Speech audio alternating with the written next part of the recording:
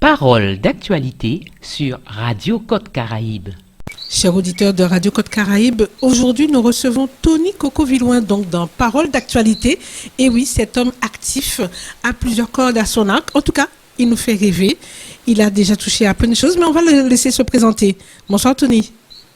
Bonsoir Myriam, bonsoir à toute Radio Côte Caraïbe. Alors oui, c'est vrai qu'on te connaît autour du cinéma, mais j'ai envie de commencer autrement. Pour un petit peu mieux connaître l'homme, si tu étais un fruit, quel serait-il ?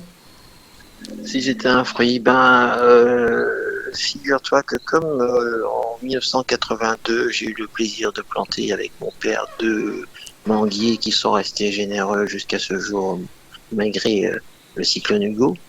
Donc je voterai pour la mangue. La mangue, d'accord, très bien. Et comme tu as l'habitude de nous faire voyager au travers des films, et si c'était un pays ? Si c'était un pays, alors avant, c'est pourquoi l'histoire de la mangue, finalement, je ne peux pas rajouter coco parce que je suis déjà coco. Je suis déjà un fruit. Donc, absolument. Coco plus mangue, c'est pas mal. Bon, alors en termes de pays, si j'étais un pays, je pense que j'aime bien la Guadeloupe en fait, parce que le côté le papillon, un peu comme dans le logo de Radio Côte Caraïbe, de pouvoir être dans un mouvement perpétuel, un peu comme le cinéma l'est, l'art du mouvement. Absolument. Oui, c'est un territoire qui est en mouvement perpétuel et qui est d'ailleurs condamné à être en mouvement, pour une fois que la condamnation n'est pas quelque chose de mortifère. Pourquoi pas ? Très bien. Alors, on va rentrer dans le vif du sujet parce que tu nous as emmenés au Bénin récemment avec cette nomination au sein de l'Agence de développement des arts et de la culture. Est-ce que tu peux nous donner un petit peu la genèse de ton rapport avec ce pays d'Afrique ? Bon, alors, il y a déjà mon rapport avec l'Afrique tout court qui date de quand même de plusieurs années. Bon, à la fois, j'y ai tourné quand même quelques films. Peut-être qu'on sont pas assez diffusés chez nous, mais bon, voilà, il y a un rapport déjà à la fois fraternel, d'agrément, affinitaire et aussi professionnel, puisque j'ai eu l'occasion de monter dans le cadre du Festival de Cannes avec un ami camerounais, Marc Neketa, et un ami américain, Jacques Taïfiro, un espace justement qu'on a appelé l'Agora, dédié au cinéma du Sud, particulièrement au cinéma d'origine africaine. Donc ça, c'est déjà un premier rapport. Et puis l'histoire du Bénin, c'est arrivé il y a environ un an. Il y a environ un an, quand j'ai été surpris qu'on fasse appel à moi déjà pour le comité, faire partie du comité d'appui. Créé au mois de novembre, il y a eu un premier conseil des ministres qui a voté un comité d'appui aux industries de l'écran au Bénin, donc pour réformer un peu ce qu'ils avaient comme étant l'équivalent du Centre national de la cinématographie, le CNC du Bénin, et de l'image animée. Donc là, je crois que le déclencheur, il faut que je le nomme quand même, il y a quelqu'un comme Willy Rosier qui compte beaucoup dans cette affaire-là, de ex-directeur du CTIG en Guadeloupe, qui est conseiller, maintenant qui est directeur général de l'Office du tourisme, on va dire ça comme ça, au Bénin, qui est quelque chose d'assez monumental, parce que toute la stratégie de développement économique du président Patrice Talon et autour du tourisme mémoriel, il va tenir le leadership mondial là-dessus. Donc c'est vrai que notre confrère Willy et compatriote Willy Rosier, je crois qu'il défend largement brillamment les couleurs de la Guadeloupe, comme d'autres Guadeloupéens qui font un travail de plus en plus de structuration, parce qu'il y a aussi un appel des compétences de toute la diaspora par ce pays-là. Donc ça, c'est une chose qui vient. Donc il y a eu cette nomination au mois de novembre pour commencer à réfléchir un peu, faire un premier diagnostic de l'état du territoire.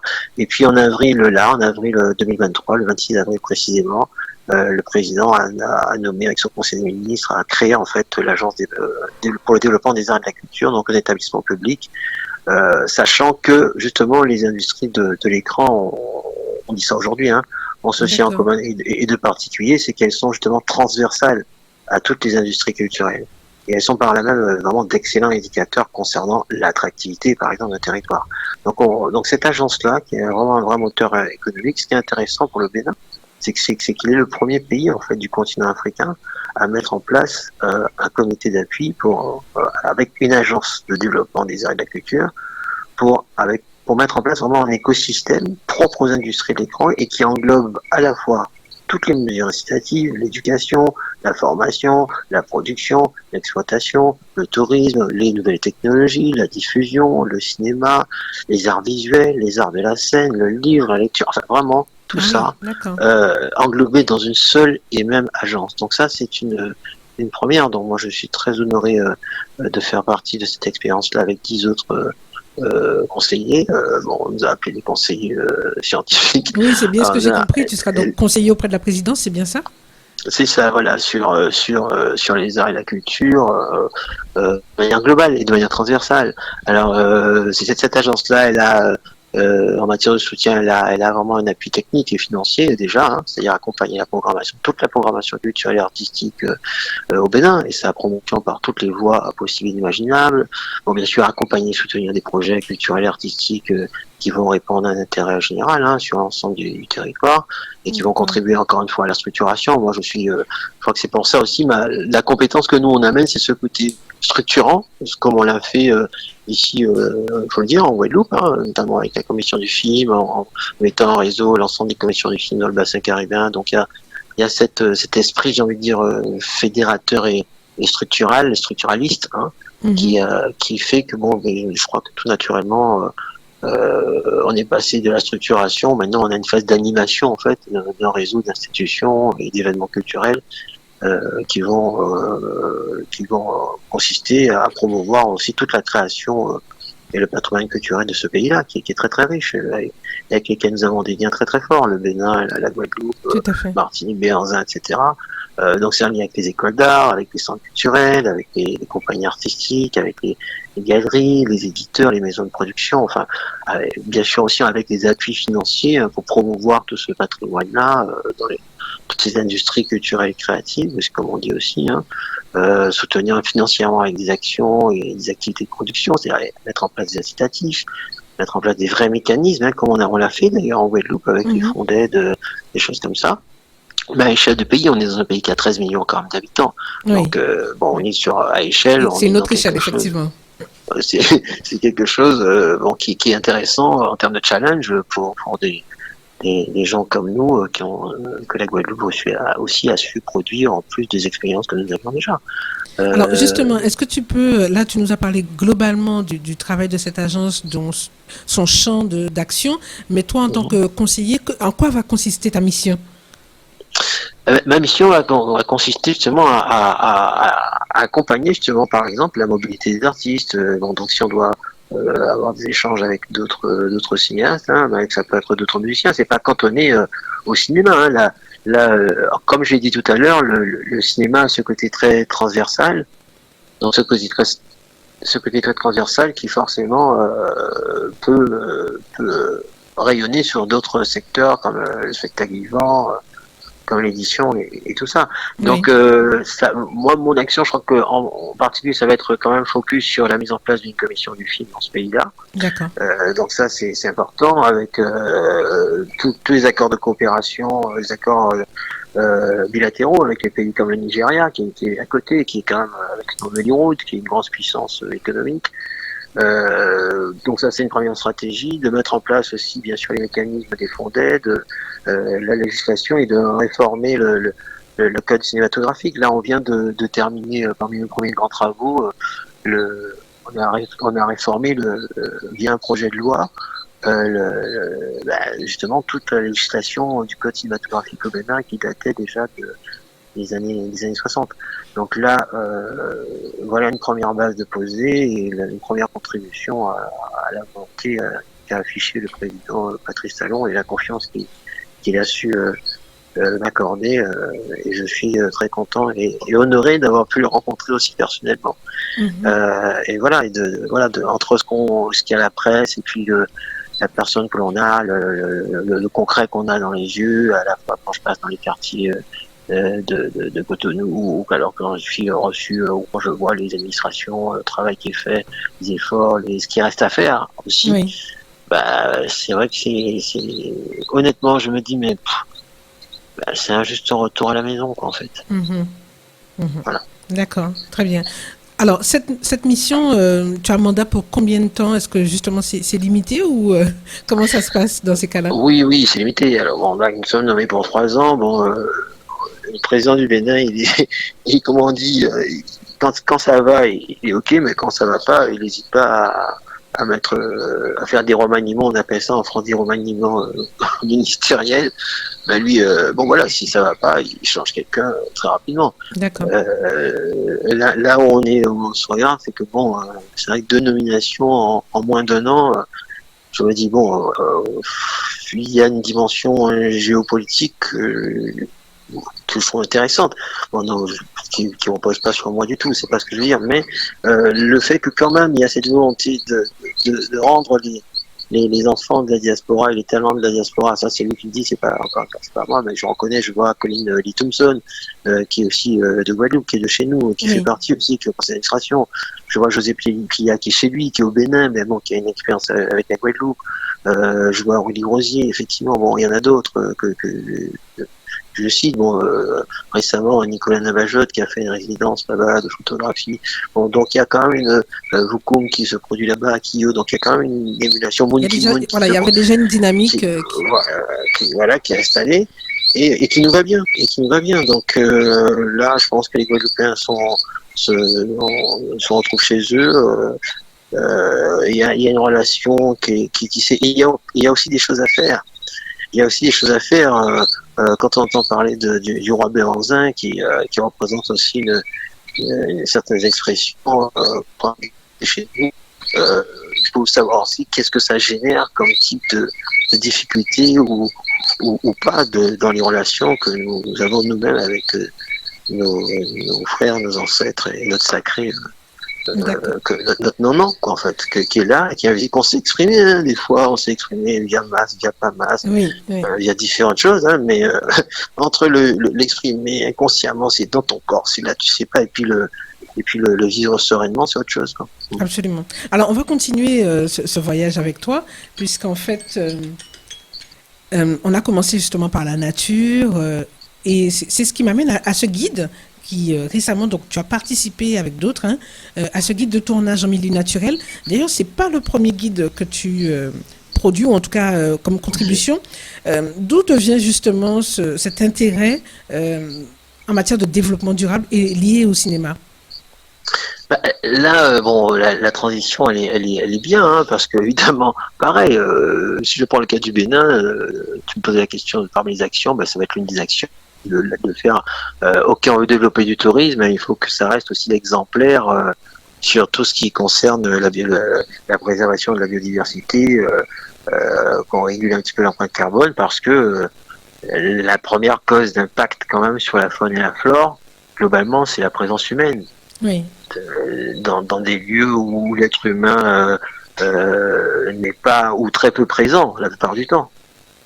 C'est-à-dire dès qu'on veut investir des vues quelque part, que ce soit dans l'agitation de tournage, c'est la première cause d'impact de déco tous les autres. Hein. Et quand on installe un festival quelque part, dès qu'il y a un rassemblement de masse de gens quelque part, il y a forcément un impact sur la faune et la flore. Nous, on sait au niveau du cinéma, on fait jamais un film tout seul, c'est toujours une masse de gens qui se déplacent.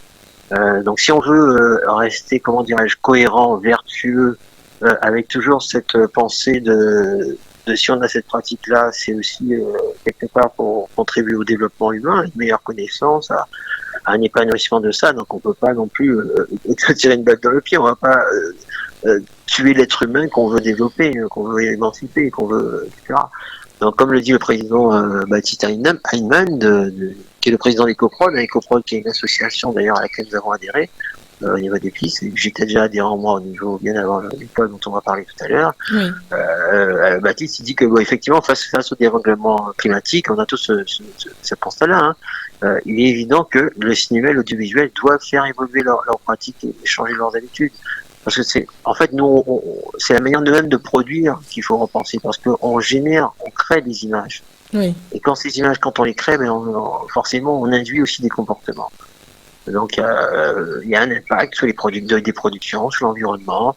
Il y a plusieurs acteurs maintenant du secteur qui jusque-là tentaient un petit peu de façon isolée de piloter leur projet en réduisant un petit peu leur impact environnemental. Certains se donnaient un petit peu de mode conscience, jusqu'à ce que justement nous on travaille. Donc on a adhéré au niveau d'Ecoprod, qui est cette association qui au niveau national est chargée d'accompagner la transition écologique dans toute la filière cinéma audiovisuel, et avec le Centre national de la cinématographie, le CNC, il y a eu cet encouragement des pratiques pour mettre en place vraiment une sorte d'éco-conditionnalité, on va dire, des aides, dès 2023, dès maintenant, c'est-à-dire que cette volonté, c'est-à-dire que si on développe, pour faire vite, si on développe un territoire en structure, on met en place des dispositions, on contribue pour qu'il y ait une émulation. Et que derrière ça, il y ait une nouvelle réglementation, notamment à l'égard de l'environnement, de la biodiversité, surtout en Guadeloupe. En Guadeloupe, quand on prend les Outre-mer, on a 85% de la biodiversité française. C'est pas, si on met une action draconienne au niveau national, forcément, il y a un impact chez nous ici. Ils vont pas faire ça que pour 15%. Donc, si nous, on prépare pas, comme on l'a fait pour, période Covid, juste avant Covid, on a anticipé l'après-Covid en Guadeloupe, on a préparé, on a accompagné les professionnels, les techniciens. Ce qui fait que la période Covid et l'après-Covid, finalement, a été une période qui a fait moins de dégâts qu'ailleurs, du point de vue de cette filière-là, quoi qu'on dise. Bon, ailleurs, c'est un peu plus compliqué. Donc là, on sait que la filière au cinéma, par exemple, c'est quand même 1,7 million de tonnes de CO2 dans l'atmosphère chaque année. C'est quand même pas mal. Donc il est important d'y réfléchir. Et on vient souvent tourner en Guadeloupe, on vient souvent sur de plus en plus. Tourner, de plus en plus, et parfois les comportements ne sont pas toujours exemplaires. Donc là, il y a plusieurs structures qui se sont associées autour d'Ecoprod. Donc je parle de TF1, Arte, Canal+, M6, et dont notre école EPIS, c'est-à-dire que nous avons été la première école quand même en France signataire de la première charte pour le respect de la biodiversité et de l'écoproduction, d'une démarche Ecoprod, pour mettre en place un vrai référentiel en fait. Justement, on va en parler, Tony, parce qu'il y aurait tellement à dire de ton actualité. Je te propose qu'on marque une légère pause et puis on revient pour justement faire ce focus sur l'école EPIS. À tout de suite. Super, merci.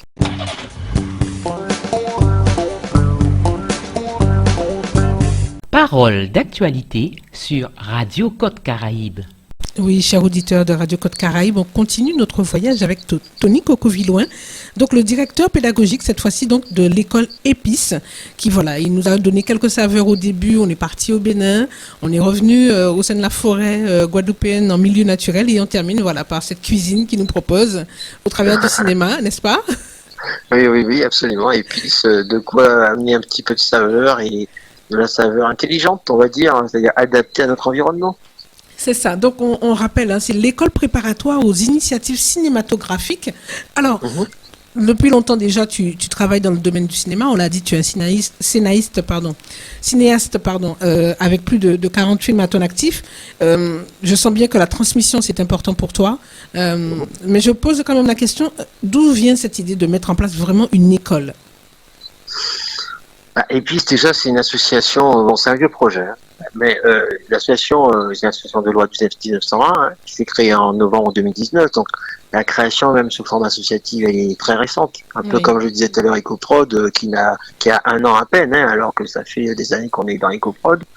Donc là, pareil, c'est un projet qui est arrivé à maturité en novembre 2019, et l'idée c'était de contribuer en fait de manière significative en fait à l'éducation aux images sur l'ensemble du territoire. Dans un contexte où on se retrouve de plus en plus isolé face aux écrans, où cet isolement-là a pris une place considérable dans nos familles, dans les familles guadeloupéennes, mais pas seulement, puisqu'on a constaté le même phénomène un peu partout dans la Caraïbe.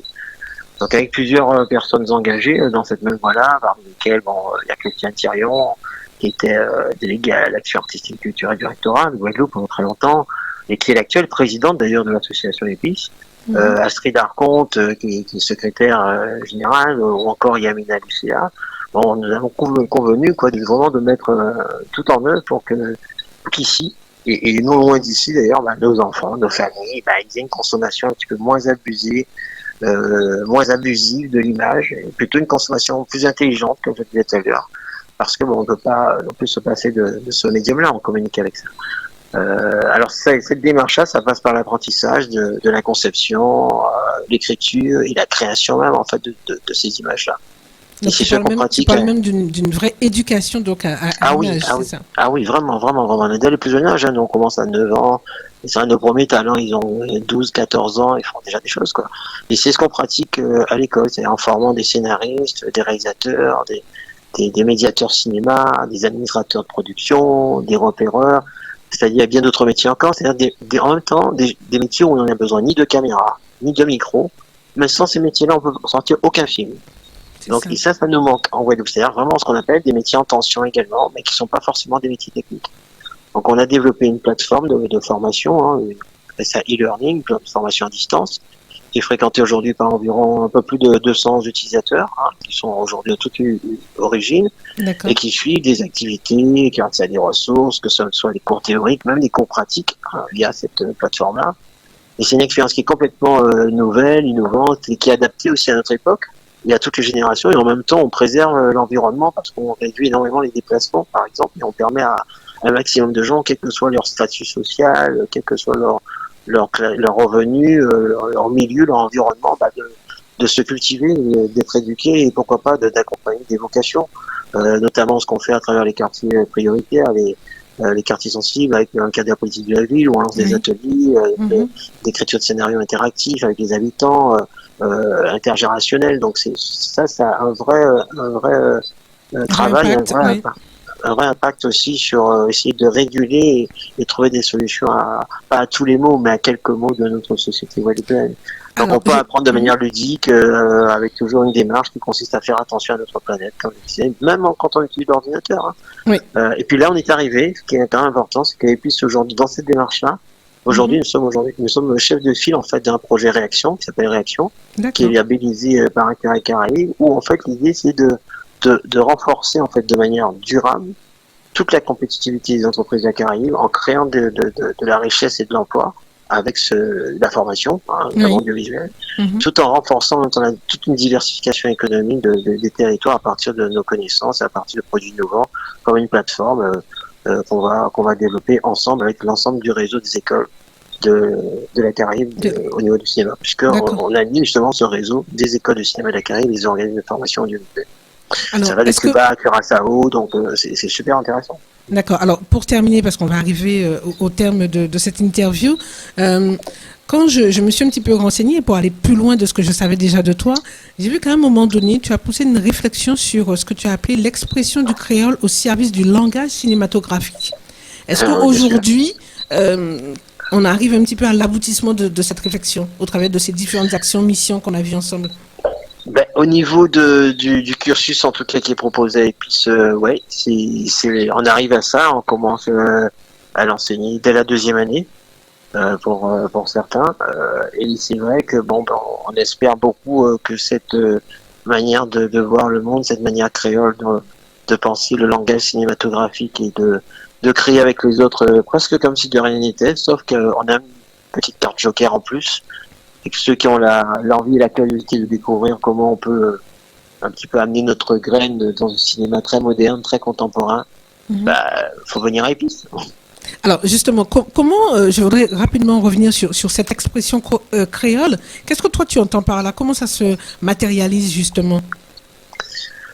Quand on dit, je donne un exemple, hein, quand on dit là nous sommes pas dans des paroles en bafeille.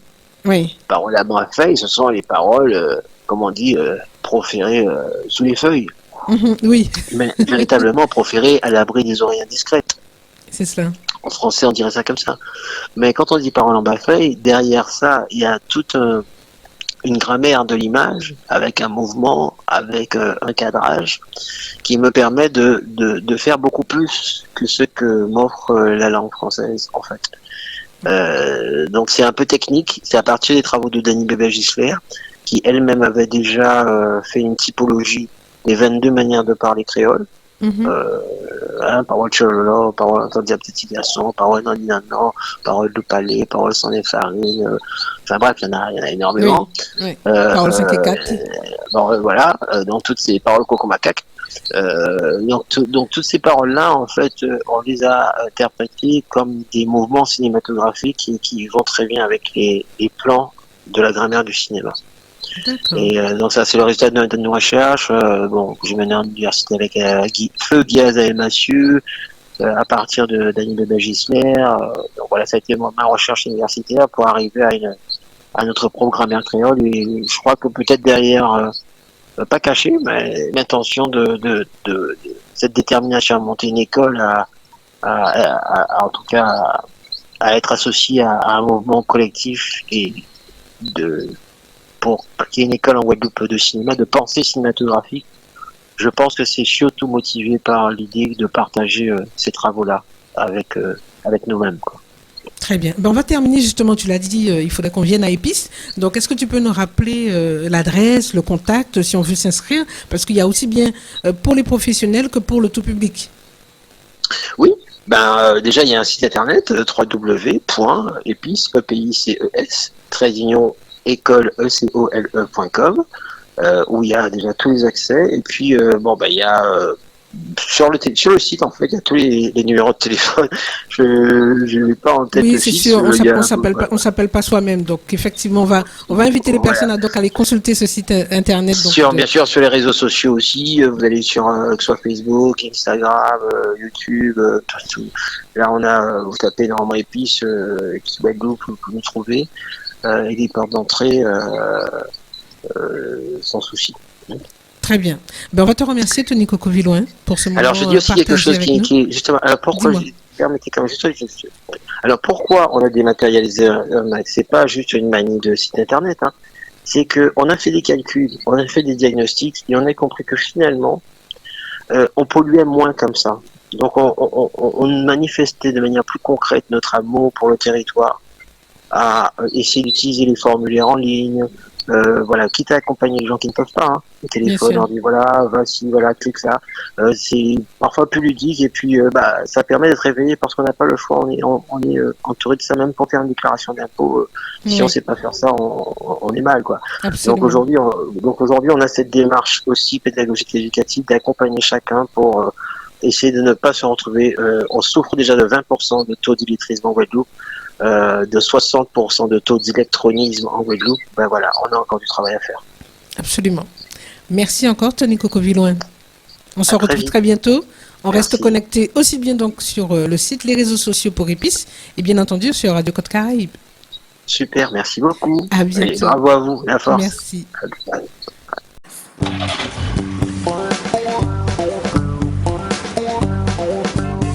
C'était Parole d'actualité sur Radio Côte Caraïbe.